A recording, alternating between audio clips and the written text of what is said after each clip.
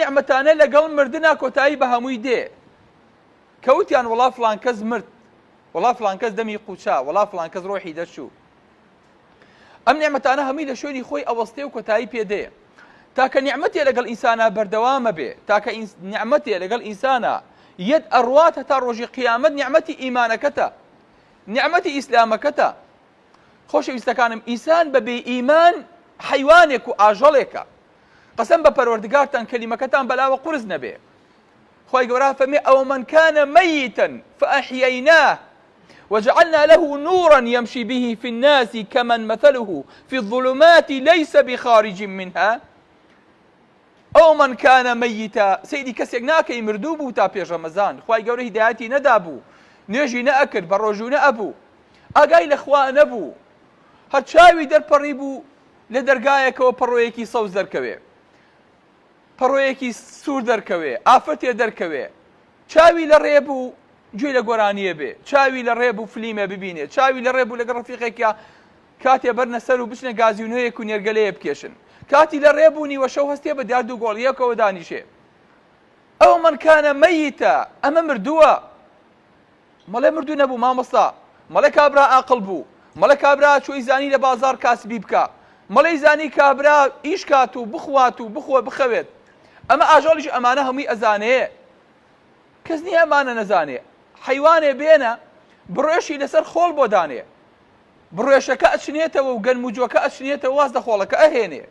ئەمەش عەقڵی تایە، بەڵام عەقڵێ بەکەڵتی بێ، عەقڵێ بزانێ قیامەتێکی هەیە، بیرکردنەوەیەکی هەیە بۆ کارێک لەم و دوا ئیشەکە. ئەمە لە حەیواناتان نییە. بۆیە خی گەورە فەرمێ ئەوە من كان ميتا فأحييناه.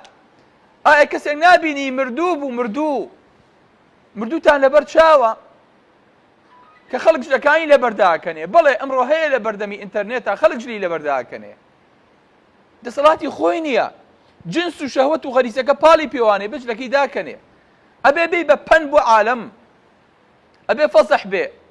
ئەو من كان ميتا ئەیا نابینی کەسێ دڵەکەی مردووە، دڵەکەی ئیسار کە مەکینەی سووتا، سیارە کە مەکینەی لەسەر نەبوو مردووە، ناڕوا بڕێیە، ئیش ناکە.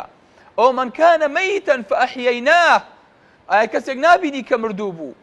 ئەو خۆشەی تۆ ئێستا لە ڕەمەزانە هەستی پێەکەی، بۆ لە پێش ڕەمەزانە هەستە پێ ناکرد.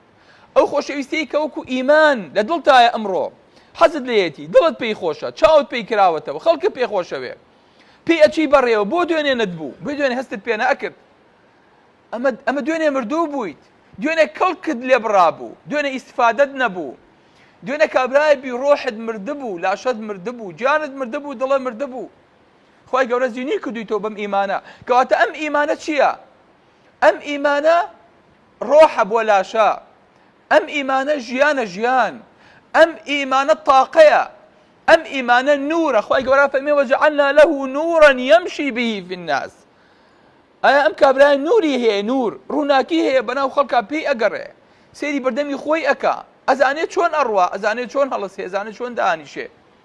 وەکو خەڵکێکی تر نییە بەیانی ئەمڕۆ لەم کۆڵانەوە ڕێیەکە ئەگەڕێتەوە لە بەخوا ڕێگەکەی من نەبوو، با ئەمەش تاقی کەمەوە، ئەمەش ئەبڕێ کە سێرەکە هەڵکەنراوە، ئەوی تریان ئەبڕێ کە سێرەکە ڕێگەکە هەمووی خەوش و خاک و خۆڵ و ناتوانێت بیبڕێ، ئەگەڕێتەوە و دەسەوسان لە بەردەمی دەرگایەکە لەی دانیشێ بەرەوچۆ شایەتمان بێنم. ئەمە شایەتمانی نییە، بۆیە وای لێ بەسەر هاتووە، بۆیە ئەمە ئەم نیعمەتی لێسەنراوەتەوە، نورێکی نییە. لە نیوە شەوە سیارەکەی لەسەر سەد لەسەر خەتی سەریع لێ ئەخوڕێ، لایتەکانی ئیش ناکەن.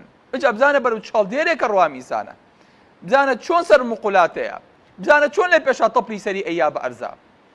بەرەو خۆشەویستەکەم، ئەم نیعمەتی ئیمانە چونکە هەستی پێ ناکەین، چونکە ئیماندار بووین لە زگماکەوە الحەمدولله، بۆیە قەدری نازانین.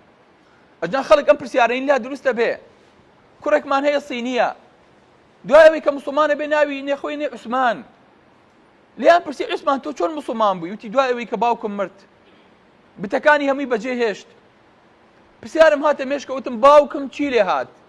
باوکم بەرەو چۆ چوو، باوکم بتەکان بۆ بەکەڵکی نەهاتن، باوکم خۆی ڕۆیشت و بتەکانی لێرەیە، باوکم ئەبێتەوە بەگەڵ، باوکم جارێکتر نایبینمەوە. ئەم پرسیارانە هەمووی هاو بە مێشکما، چوم هەموو دینەکانم تاقی کردەوە، هیچی بەکەڵکم نەهاو. هەتا ئیسلامم بینی، ئەم نورەم بینی، ئەم ڕووناکیەم بینی، هەستم کرد ئەمە دینی فیتڕەیە، ئەمە دینی ناخە، ئەمە دینێکە کە لە ڕەچەڵەکەەوە لە ئینسانا هەیە، لە ناخی ئینسانا هەیە. خۆشەویستەکەم، ئەمە ئینسان هەستی پێ ناکات تا لە دەرەوەی دینەکەەوە سەیری تۆ نەکا، هەستی پێ ناکە. کابرایەک زۆر دەوڵەمەنە، زۆر بانگی کردم بۆ ماڵەوە، وتم کاکە دەستێ خۆش بێ و ماڵە ئاوا بێ، خوازا بە تۆ مەسەفی زۆر کردووە. کاک دکتۆر ئەمە نیعمەتێ لە نیعمەتەکانی خوایە منی بەخشمەوە. وتی خوای گەورە بەس نیعمەتی خەوی لێسەن بوومەوە، خەو نەمەتوانی بژیم، نەمەتوانی پەنجەرەی ماڵەکەم داخەم، نەمەتوانی پەنجەرەی سیارەکەم داخەم، ئەترسام ئەگە بچوومایە بۆ سەر ئاو یا بۆ حەمامێ بۆ یەکێ بهاتایە بە دیارمەوە بۆستایە، شەو تا بەیانی خەوم نەبوو، بۆ نازانم. دکتۆری دنیام کرد، ئوردن و هندستانی دنیام کرد، چارەسەرم نەبوو، هاتمەوە خوام ناسی. ئێستا من خوای گەورە ئەم نیعمەتەی پێداوم لەگەڵ تو یاتوانم دانیشم، دوایی کە تۆ ڕۆیشتێ توانم بخەوم. سبحان الله، کە لەوانەیە بەیەکێ باسکەی بڵێ خەو نیعمەتە، بڵێ خەو چییە؟ خەوکەی نیعمەتە، خەو چییە تۆ بخەوی نەخەوی چییە؟